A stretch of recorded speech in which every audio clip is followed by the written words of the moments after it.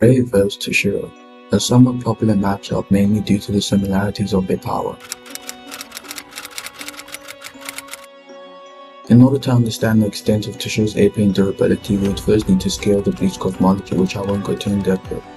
In the bleach cosmology, there exist three realms which exist as parallel universes to each other, being the Soul Society, Human, and Human realm. These realms would be infinite-sized separate space-time continuums, hence making them 4D parallel universes, with the Dangai being the structure that separates these parallel universes, therefore making Dangai higher dimension as a result of being at high infinity to the infinite-sized parallel universes in which it separates, which can be inferred as a result of the Dangai encompassing the space between these parallel universes, which wouldn't be limited to them. After the Dangai comes the Gargantua, which would encompass the realms in the Dangai, hence making the Gargantua 16. Toshiro's attack potency and durability would therefore go up to the low complex multiversal ranges, given how it would be relative to Senjumaru, who could affect the three realms, which would also necessitate for affecting the border between these realms being the Dangai. Now for Gray's attack potency and durability scale.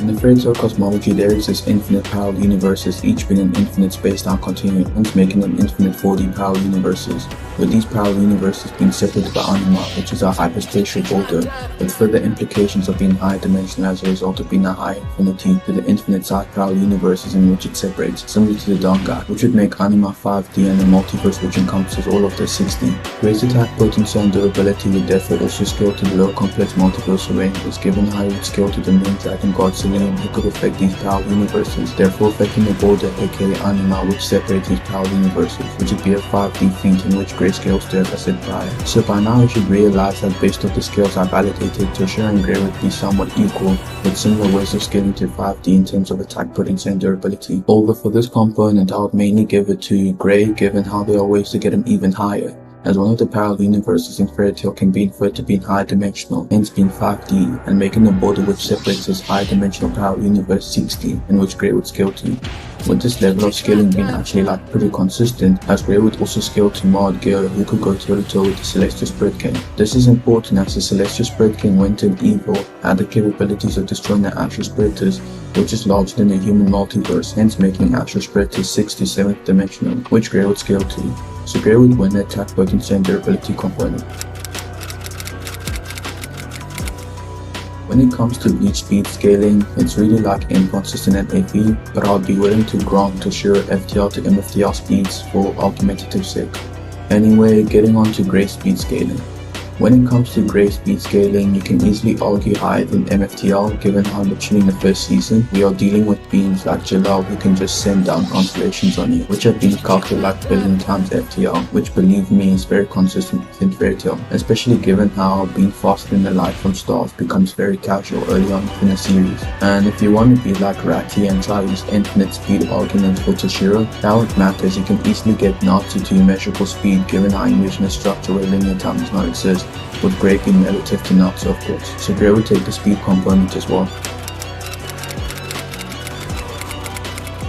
For Toshiro's hacks, what people mainly try and argue is him having conceptual freezing as a result of being able to freeze criteria like hope, but that not necessarily being true, as it could just be him freezing all forms of matter, hence diminishing his opponent's hopes at winning, but I'd be willing to grant another component for Toshiro's scaling again.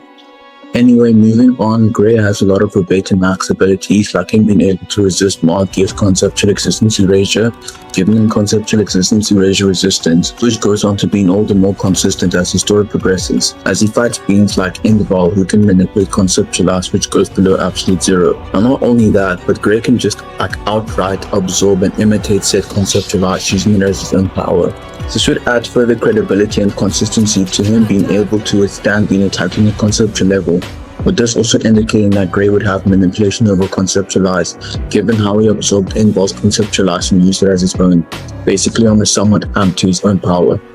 And yes, Gray having conceptualized after the fight with Indval would be consistent for two reasons.